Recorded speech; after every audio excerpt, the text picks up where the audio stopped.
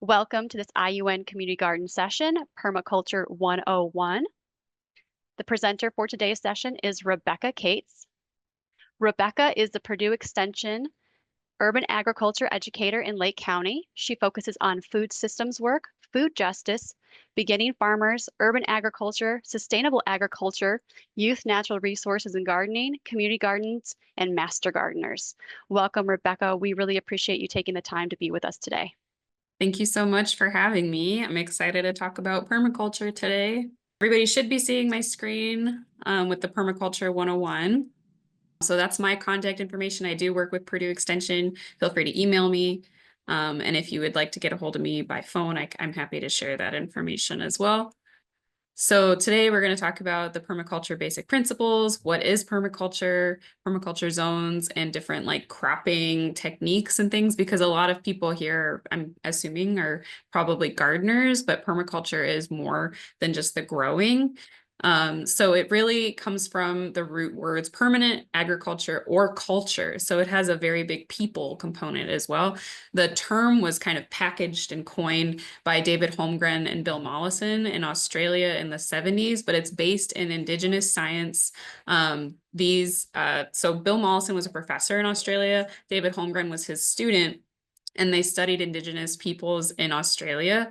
And they worked with that knowledge and also their backgrounds as scientists and ecological science to discover ways that they can take this Indigenous wisdom and respectfully be able to teach other people how to utilize these systems in our kind of more modern day communities. So it packages Indigenous science, and it really works with whole systems. It recognizes that our growing systems, our community systems are complex, dynamic, and not linear, and not one size fits all models. So we're really trying to replicate those natural systems, be they growing natural systems or people natural systems, and meeting people where they are and replicating those natural systems. But even though they coined the words permaculture, the information that they were teaching is not new. So it's all based in that Indigenous wisdom from the Aboriginals in Australia. So a lot of what I mentioned, permaculture mimics ecological systems. It's based in sustainability, resilience, holisticness, just being able to see like the whole picture, zooming out, moving slowly, working with people where they are. It's aware of transitions for people and how we transition, in our different life stages, how we transition in society as a society overall, kind of, different awakenings, different growth mindsets, like as a community and, where we are as people, but also where our growing spaces, what kind of growth stage are we in a forest or in a prairie, and being able to work with those systems, recognizing those systems, work with those systems, not try to like fit a square block in a round hole, kind of, so to speak. So it is different from just regenerative agriculture. Even though regenerative agriculture is an important piece of permaculture, it's different because regenerative ag is essentially, using agriculture, but building soil, cleaning water, things like that. So we package that. It's kind of under the umbrella of permaculture, but permaculture is zoomed out even further than that. It incorporates the people, the community component as well. And it incorporates natural cultural patterns and wisdom. It recognizes, we need our village. We're not trying to be hermits off grid by ourselves. No one family can do it all. We recognize that in our people systems, we need our village. So if anybody's saying that they want to go like off grid and like live completely without other people, that's not permaculture. Permaculture says we need our community. We need our elders. We need everybody everybody can be an asset. So we're thinking about how everybody in our community can be an asset, as well as everything in our grow space is an asset that we can use. And we can push succession and manage succession cycles. So thinking about the natural like growth stages of like a forest, for example, we can appreciate the edge habitat. We can appreciate the new growth stage as well as the old growth stage. So the three main permaculture ethics, and this is from permacultureprinciples.com, we have the three pictures. We have people care, earth care, and fair share. So fair share is all about equity. Everybody has equal value in the system. One person's time and contribution is not more valuable than another, and one person getting what they need is not taking away from somebody else. There's also 12 main permaculture principles that we can kind of break into. So we have different principles in being able to observe and move slowly. So if you're observing, you're moving slowly, you're not rushing in. Like I tend to rush in. It's pretty it's kind of a tough challenge for me. Like I'm like, I really want a pond. Let me just make a pond. But maybe I should like watch my land for a year at least, see where the water moves, you know, where the animals are moving, see what my neighbors are doing next to me, where are they spending a lot of their time. You know, if I put in a pond in one place, how is that going to affect downstream, so to speak, whether it be my neighbors, whether it be my front yard, you know, or can I do it in a way that's going to be helpful? We're also working in ways to have a harvest every day. So being able to take harvest of something that you worked on, and it doesn't have to be a literal like vegetable crop harvest. It can be something that maybe you're doing a craft, or you've been in a training and you're practicing something, and maybe you finally yield the output of that work. Maybe you're finally able to write a book, or you're finally able to help your neighbor with something. You're finally able to provide tax assistance to somebody, or you're finally able to make sourdough bread. You know, you're making a yield.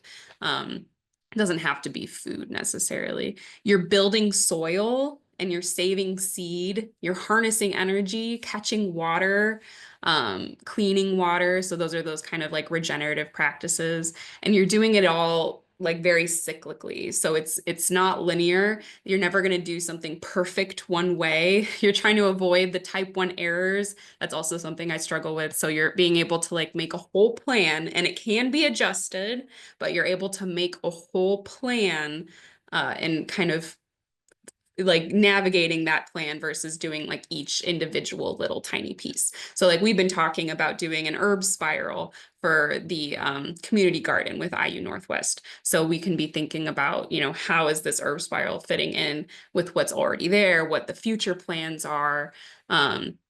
Can it in some way be used to teach, be used to be like a jumping point to something else? Can it be used to take advantage of maybe a problem that's happening, like the beds, maybe the wood is needing to be replaced. So we're thinking about, do we replace that wood, or we can use it for a hugelkultur bed or an herb spiral, things like that. So yeah, the permaculture principles are very much like use what you have in a nutshell and move slowly.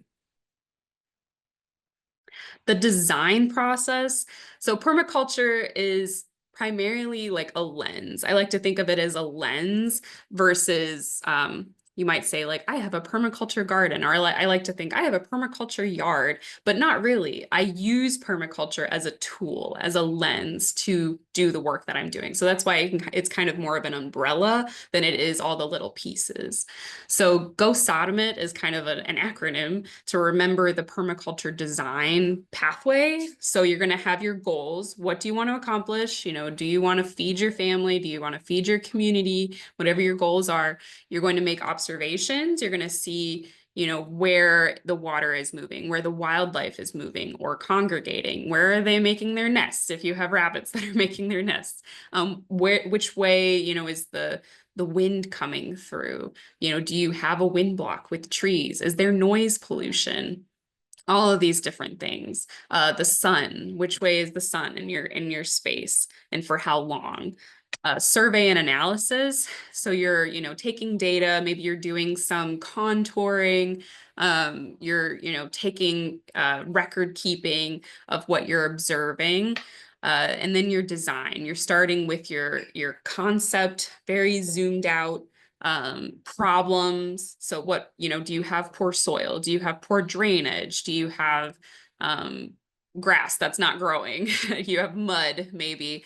Do you have some solutions that you can flip those problems into? Permaculture likes to think of flipping your problems into solutions. A common example is you don't have a slug problem, you have a duck deficiency. So maybe you're not allowed to have ducks, but maybe you can incorporate some native plants that would attract beneficial insects that could predate on the slugs or insects in your garden that are more pests. So you can do some small actions that will naturally work as a solution to your problems. And then also being able to observe different patterns. So patterns can be where we move on the landscape. We probably have I know I have common pathways. I'm coming out my door to the playground. That's where my kids want to go. To the chicken coop. I have to go there every day. And then maybe later in the summer, I'm more commonly going to the garden or to our little natural playscape, or to the pond. And then where are the animals moving? I know my dog, she has like a pattern of like, where is she going to go to the bathroom, or where is she going to roll in the grass? So we all have like our patterns. And so being aware of that can help us not make type 1 errors, which is just making a problem, designing in a way that becomes a problem later, essentially. And then your detailed design. That's the fun part, I think. That's the part we all want to jump to. I get excited, I jump ahead, and then people have to like ring me back. So detailed design, we can make our maps, our timeline, our recommendations, thinking about your budget. You're thinking about, do I want to put in an herb spiral here? Do I want to put a pond here? Your little fun things that you want to do. Some of those permaculture growing techniques that we'll talk about. And then, of course, implementation, maintenance, evaluation, and tweaking. It's very cyclical, not linear. Check in with your design throughout the years. It's okay if it changes or adapts. So I wanted to feature an example of a design that I did through my permaculture design certificate class, which was with Rhonda Baird, who's the only fully certified permaculture design instructor in Indiana, as of 2023 when I took my design class. So it's a big deal to be certified to teach permaculture officially. So you have to go through this 72-hour design course, which is what I did. But then additionally, you have to go through a diploma course through the Permaculture Institute of North America. And then you have to do so many teaching apprenticeship hours and design apprenticeship hours, depending on whether you want to focus in design or teaching or both.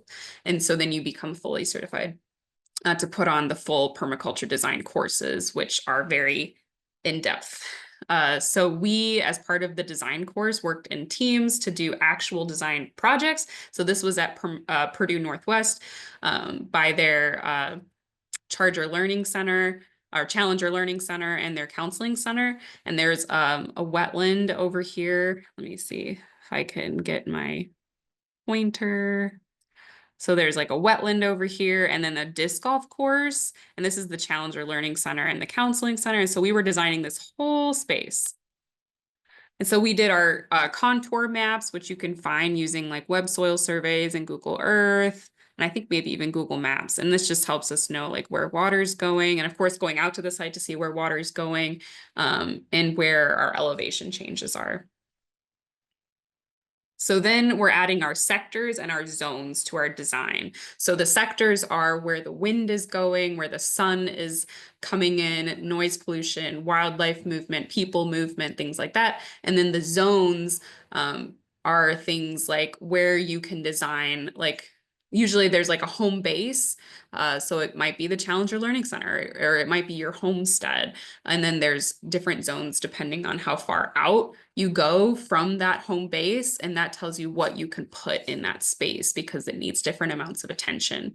So zone 0 is like the home itself or right around the home. So maybe you're doing some water catchment there. Zone 1 is what you're close to home. So it's things like that you're going to be visiting almost every day or every day. So they need a little bit more attention. Things like our salad greens, our herbs. And then zone 2 is going to be things that you might visit like a couple times a week. So it's your food forest for your home. And so this might be like your fruit and nut trees that you're visiting and you're checking on, making sure there's no pest damage, pruning as needed, but you don't need to see them every day. And then zone 3 is like your larger orchard, more mature trees, things that maybe you're managing to be able to sell if you're having a farm stand or farmer's market. And then zone 4 is going to be pasture or a woodlot. Maybe you're managing for timber harvest or for maple syrup, or maybe some wild forageable goods like mushrooms or wild berries, things like that. And then zone 5 is going to be strictly managed for conservation. So not every home or backyard is going to have all of these zones. Maybe you only have zone 1. Maybe you only have 1 and 2, and that's okay. Permaculture design can be used for any scale of a project.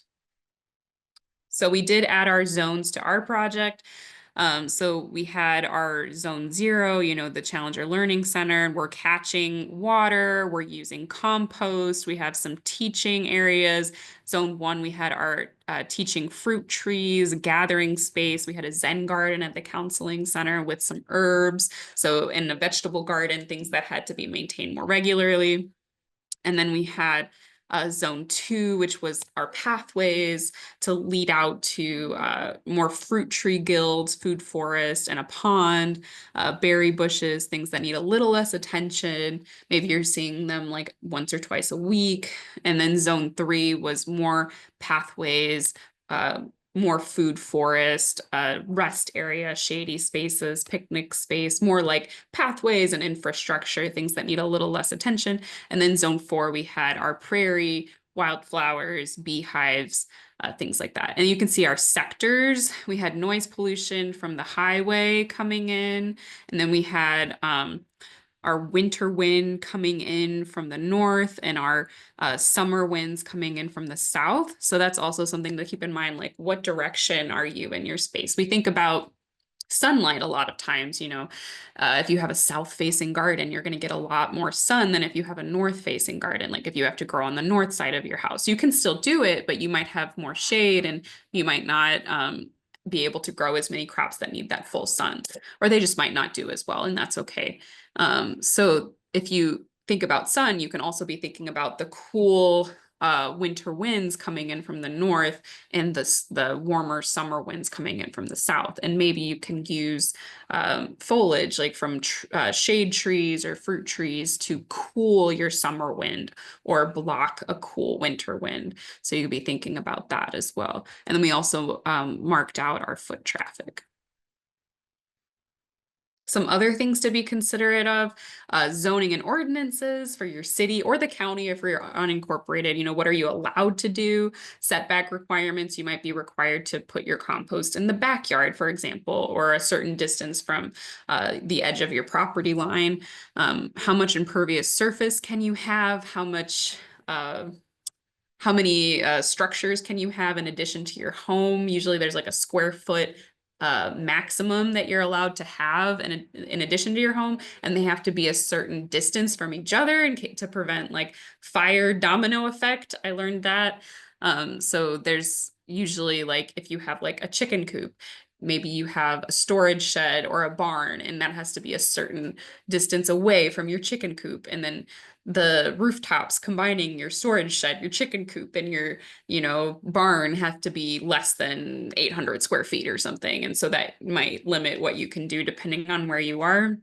And you can always call the planning department, the building department to determine what you are allowed to do.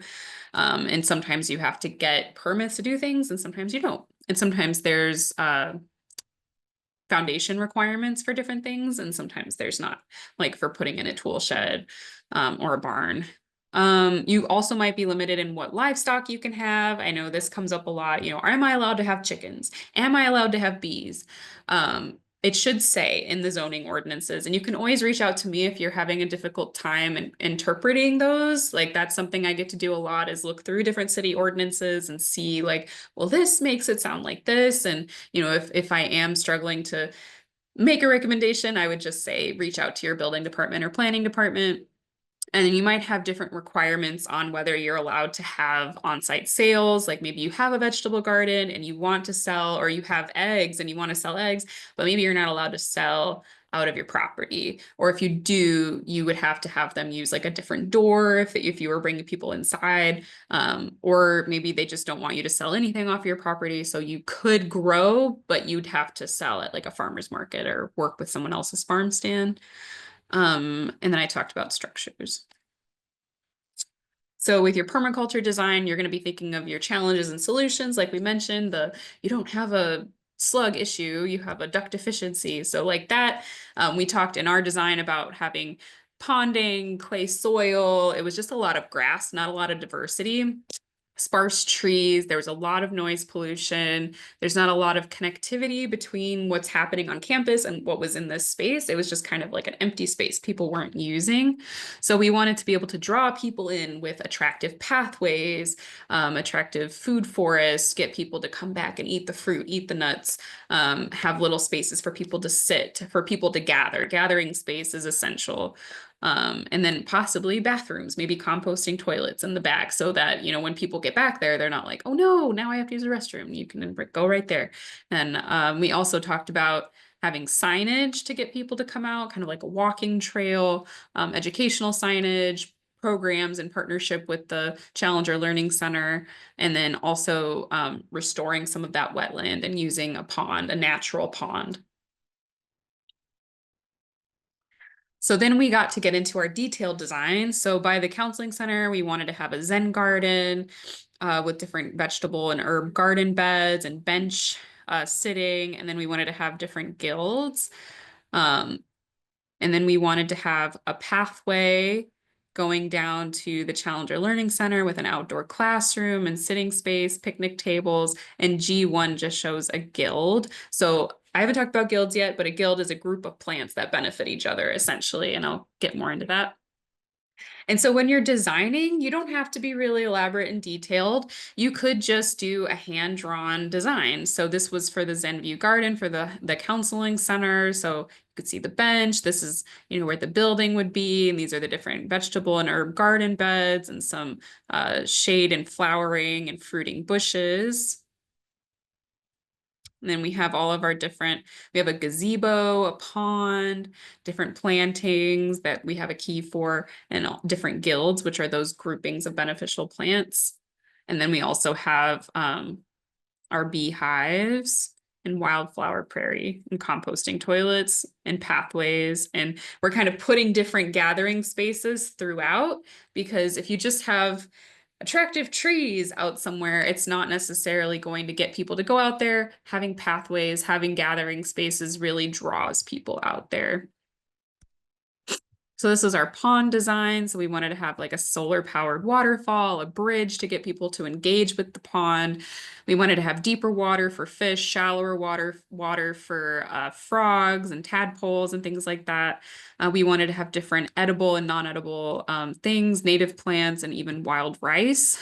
So we have like our little key down here for what plants we would recommend. And then this is further examples of the different plantings. And we wanted to have a native pine tree line to serve as a noise break on the east side where the highway was. So it would be a noise break and a wind break. And then also we wanted to have fruiting trees, flowering shrubs, and different native wildflowers, and a rest area. So if you're thinking like permaculture, you're thinking, stacking functions. This is something my friend Kathy taught me, the stacking functions. So how can you, double up on what you're already doing to have it benefit and go back to your system? So maybe you're investing a lot in your system. How can I, get my money back to keep investing in it? So whether it be like more public facing or even your home system, you could be doing programs, weddings or special events if allowed. Talk to your building department, getting grants if you're a nonprofit, fundraisers, community garden plot leases. So something like IU Northwest does with, the adopt a plot model. And there's other examples like family dinner on the farm, just depending on what scale you are. I have a friend that has a side garden, but she wants it to be a community space. So she has signage, she just spray paints a palette. She's thinking about using maybe a sandwich board and also incorporating a pathway into her gate and leaving her gate open when possible to encourage community members to come in. Having a take what you can kind of station with donations of vegetables, just like what you would see at a community garden. And then she, has like a leave what you can donation. Sometimes people take and they might leave $20 for her to like put back into the space, but she wants to like feed her community without having to go far. So that's something you might consider if allowed.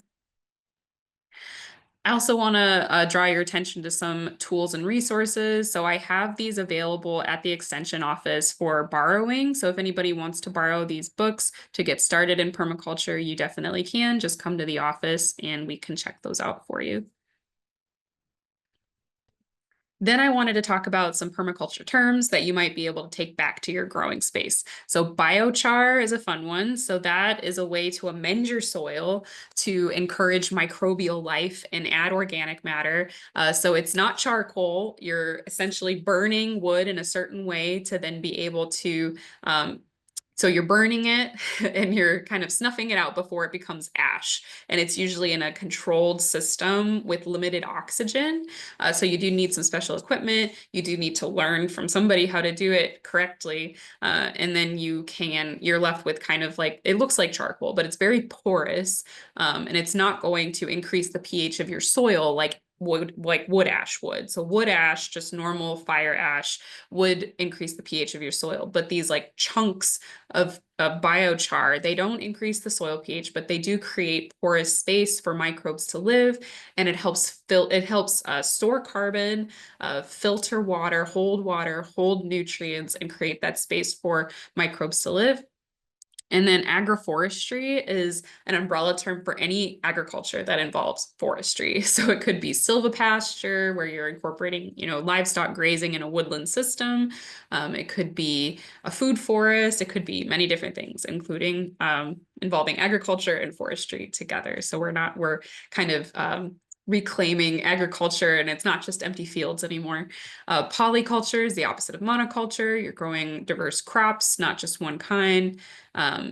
Herb spirals. So that's something we might do that we will be doing later this year in May with IU Northwest. So that's kind of a gateway permaculture design technique where you're able to grow many different herbs on a mound that's got a spiral shape. So then all the different herbs are grown in a different place on this mound that works for them, whether they need drier conditions at the top, wetter conditions on the bottom, more sun to the south, less sun to the north.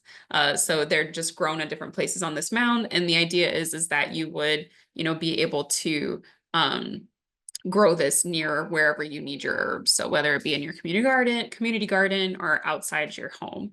And then cob is a way of, I'm trying to say, like a construction material. So cob is kind of an indigenous structure material that you can mix clay, sand, and straw together and build it slowly with a community to be able to build anything. You can build a home. It would take a long time. We did an example in Gary a couple summers ago where we were able to build like a little stool using this. So I'll show a video of that if we have time at the end. Espalier, this is a French way of training trees to get the most sunlight, the most air circulation through these fruit trees. So this is an example of that. You can see an example of that at Gabus Arboretum in Valparaiso. So you're training this tree. It could be up against a wall, could be along a fence row. So you're using your space to the fullest, getting the most harvest. You're creating a natural fence, perhaps. And then pleaching. So if anybody's done grafting, where you're taking like a fruit tree root stock, which is designed to keep the fruit tree smaller, because if you're doing like a wild fruit tree, it's going to get like 2 stories tall and you're not able to harvest as easy. But if you take like a dwarf root stock and you graft it onto the scion of like a Granny Smith or Honeycrisp, whatever you want, then that tree stays small. So similar idea where you're grafting one tree onto another. In this example, they make an arch. Maybe you make a fence. You're growing the trees together, essentially using their naturally occurring growth hormones in those buds. Compost extract. So some people maybe have heard of compost tea. It's a similar idea, but you're not using aeration. So I saw someone do this with compost in a pillowcase. You add, it looks kind of like a tea bag. So it's compost in a pillowcase into like a 5-gallon bucket of water with like a little bit of molasses, and let it sit there until you get very nutrient rich solution. And then it's like a quick boost of nutrients to your garden. So that liquid fertilizer, it's easier taken up than the solid, slow release compost. So it's like you're creating your own liquid fertilizer with this compost extract. So the difference between that and tea is that the tea has the aeration component, and it does take a bit longer. And then a solar arc is essentially growing not in a row. So you're growing in an arc to maximize the edge space, to maximize how much sun is able to hit those plants. So you don't have to necessarily be thinking about tallest plants in the back, shortest plants in the front. If you grow in an arc, then you're maximizing your edge space and all the plants are getting sunlight. Coppicing, if you think of a tree or shrub that if you cut it, it just keeps coming back, coming back, coming back, and it can be really annoying, like mulberry or black locust, for example. But if you cut it and it keeps coming back, you can keep harvesting those twigs, and you can weave them together, make a fence, make a structure. You can use them to fire up a rocket mass heater, which is also popular in permaculture homes, which is like a way to burn a small amount of wood to harness a lot of energy, kind of like a wood burning stove, but you're just burning these little twigs and it lasts a long time. It's like low and slow heating with a rocket mass heater. But coppicing, you're just taking advantage of those twigs that keep coming back, coming back, coming back, and you can weave them together or use them to burn to your liking. Silvopasture, I mentioned, is a kind of agroforestry. So if you think about, cows, goats, and sheep, there's a really great graphic actually from Oregon State University that shows, cows, they really do like to eat grass. They do need some shade, but then sheep, they really like a little bit more forage. They like a little bit more shrubs and trees. And then goats love mostly forage. So they'll eat some grass, but they really prefer to have access to trees and shrubs. So silvopasture with hogs as well. They like to be in the woods. If you think of like truffle hunting pigs, they like to, root around in the woods. So animals aren't, except maybe cows, really aren't meant to be just like in the open plains. They're meant to have some sort of pasture, some sort of forestry component. And you can also grow different things for fodder. So if you want to supplement your feed, maybe not have to supplement with hay as much, you could be growing cover crops, or you could be growing different kinds of nut crops or fruit crops to supplement the feed for your animals. And then hugelkultur is a German word that you're essentially growing in a mound. So you can build up small diameter, kind of wrist diameter, arm diameter logs or branches, and then cover that with soil, compost, and then grow right into it. And it creates a mound that it kind of breaks down. It stores that carbon, it creates organic matter. Make sure that you're introducing some nitrogen, maybe with some animal manure, compost, some sort of cover crops, maybe some clover seed, so that the wood isn't tying up the nitrogen because it is so carbon based. And then you're also creating an elevated space for plants that need to have drier feet. They don't want to be in the lower land. And you can also use hugelkultur to then build berm swales. So this is a picture of a berm swale system we built with our permaculture design class. And we're essentially creating a berm. So if you think of the dunes, that's a berm swale system. So we're building a berm to direct water where we want. So this is built on a contour line, and we're directing water towards some plants that we want to water. So we had like a baby butternut hickory down here that we were directing the water to. Maybe you have like a rain garden or a vegetable garden, something that you want to direct the water to. And then we sheet mulched, not very densely, but we should sheet mulch a little bit with straw and wood chips. and cardboard. And then in this swale, the lower part, we can put things, plants that like a little bit of wetter feet. And we can also use dynamic accumulating plants like comfrey or borage to reach their roots down deep into the soil. Dandelion, reach the roots deep in the soil and bring nutrients up. So it's not just nitrogen fixtures. Dynamic accumulators do the same thing for other like micronutrients. And then you can chop and drop them, use them for compost, use them just as mulch, and they bring those nutrients up from the soil.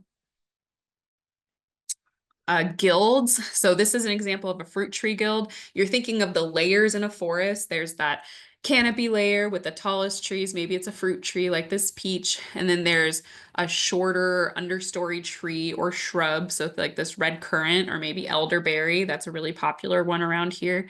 And then you have these dynamic accumulators like the comfrey. And then you have pollinator plants like false indigo, aster, and you have companion plants that are going to deter pests like the walking onions. Maybe you have some other perennial crops like asparagus and strawberry as like a ground cover, thyme as a ground cover. So you're really thinking of all of those different layers, the canopy layer, upper story, the understory, the vining crops, the flowering crops, and then those accumulators as well. An ecotone, so that's just like a mini ecosystem. So we like to create little mini ecosystems in permaculture for the most diversity. And then keyhole gardens were started in Africa. On missionary trips, people were creating these kind of raised bed gardens with a keyhole design cut out so that they were most accessible. And then you would have compost in the middle that would then leach through the whole system to add nutrients and recycle waste. And a lot of times, this kind of hugelkultur raised bed system would have not just full of soil because that's really expensive, but you could, use branches or even recycled plastics down there to raise up your soil level, have it be accessible and easy to reach. There's a couple of good resources for researching permaculture plants, pfaf.org and permacultureplantdata.com. So this is from pfaf.org and it shows you the plant, the hardiness, and the habits, and also the edibility, other uses, medicinal ratings. So it just kind of gives you an overview of all of these common permaculture plants. But if you go anywhere that's like a native plant sale, or they have native plants, like the Lake County Master Gardener plant sale that I believe is May 10th this year, and then the Wild Ones plant sale, they have May 3rd, I believe. They have a lot of native plants. And then I think Gabus Arboretum also has a native plant sale, and Hort for You with Dolly. So anywhere you find native plants, you're going to find permaculture plants as well. So if we have time, I'll show some what does permaculture look like videos, but I did want to give some ways that people can get involved. So if you want to learn more about permaculture, we do have meetups and we have book clubs. So throughout the year, we'll meet at different people's places or parks, and we'll read different books related to permaculture. I'm going to be hosting one, I think, in Q3. So over like the summer, that we're going to be doing Gathering Moss by Robin Wall Kimmerer. And we do different permaculture meetups. So this is on Facebook. Here is the QR code for that. And then we're also on Meetup, a Northwest Indiana Permaculture Meetup, if anybody doesn't have a Facebook. And then there's also the Co-Thrive Time Bank. So this is a QR code to that Facebook group. And a time bank is a great example of a permaculture human system. So we have what we need if we use what we have, is a great quote by Edgar Kahn, which sums up what the time bank is. We're all about everybody's time and services are of equal value. So it's an online system that we use to work barter, essentially. So a friend of a friend who was in the system came to my house and helped move mulch. And then he was also helping to meal prep for another friend. And so then I would go and help somebody maybe design or work in their yard. And so I'm able to bank that time and spend it on something else. And it's all just 1 hour is 1 hour, whatever you do. And we have monthly potlucks and events, a lot of times through Joy Bomb Social Center in Lake Station. So there's an upcoming event, April 12th, an Eco Bazaar are, which there's going to be classes from 12 to 4. I'm going to be doing a class there. I think I'm doing worm composting. And then there's a $10 per tree suggested donation or pay what you can. And they're going to have thousands of different native fruit and nut and shade trees.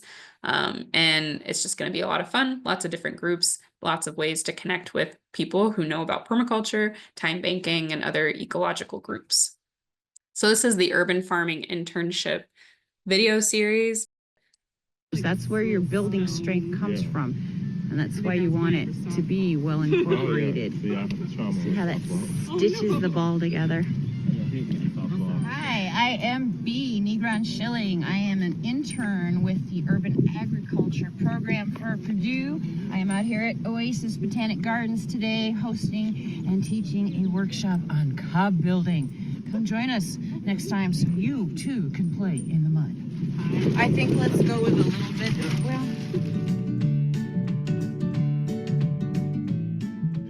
clumps. Because see how these are something that if you want to have people come together and do something to build community, that is what it is good for. If you want something fast, it is not going to be good for that. Almost got a 50, huh? Oh yeah.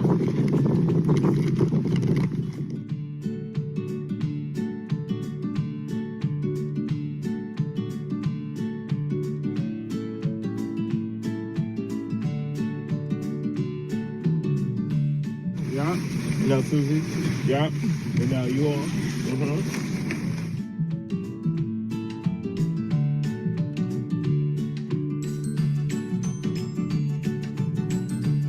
Right. That might be hard to twist and balance and.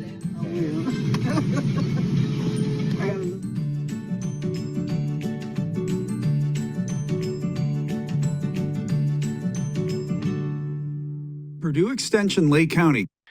And this is a little snippet from our permaculture video series. When I first started and the pandemic started and we couldn't do anything in person, I did a video series of different permaculture sites around the region. So Corey Hagelberg is really involved in the permaculture and urban agriculture scene, and Gary, and this is his place in Miller Beach, and he also does biochar. So this is him talking about biochar. The forest environment, forest management is really critical. I have a lot of invasive species. I have lots of honeysuckle. I have some tree of heaven. I have a lot of vines that will climb and try to kill the oak trees. Lots of Chinese elm. And so that creates a lot of extra wood mass. And if you put it on you just let it kind of stay on the ground, it creates a forest fire risk. And if you mulch it all, that can be a helpful strategy as well. Mulching it, but when wood breaks down, it actually becomes methane in the forest or in the landfill. And so what I do is I make biochar. Methane is a super harmful greenhouse gas, about 18 or 20 times more harmful than CO2. So biochar is a strategy to actually sequester carbon right into the ground. And so I make this in an enclosed area so oxygen can't get to the charcoal in what's called a flame cap style that is a very clean burning fire. Again, and it's enclosed, so it's safe. And biochar is one of the best soil amendments you can add for water retention. It becomes a host for soil microbes. Charcoal is one of the best filters that you can actually exists for water, for air. And so, it's just a really good material to work with if you have a lot of extra scrap wood. So I will stop sharing. And does anybody have any questions for me?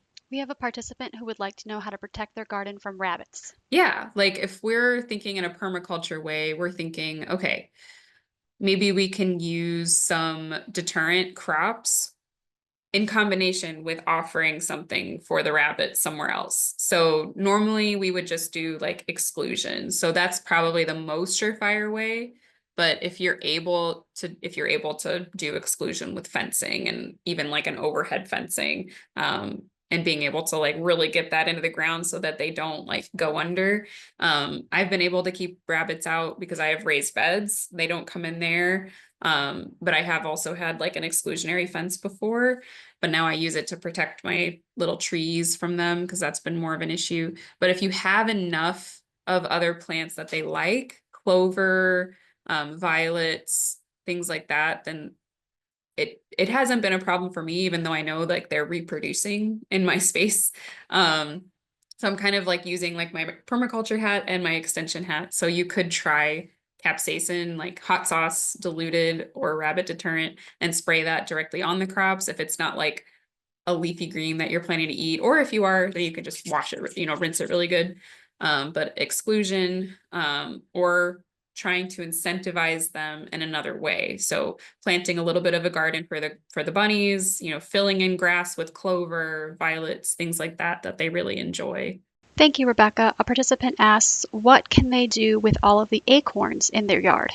So acorns squirrels love. So having an overabundance of acorns, you could always try planting them if you want more oak trees, or if you want to, donate some plants to one of those local native plant sales. Oaks are like the best plant you can have for wildlife. It has like the most wildlife uses. And I think you can even sell them to like the Indiana State Nursery. I'm not 100% sure, but the Indiana State Nursery, I think, will purchase native nut seeds from people. All right, that looks like that's everyone's questions. So thank you again, Rebecca, for joining us and sharing this information with us today. And thank you everyone for joining. Thank you so much.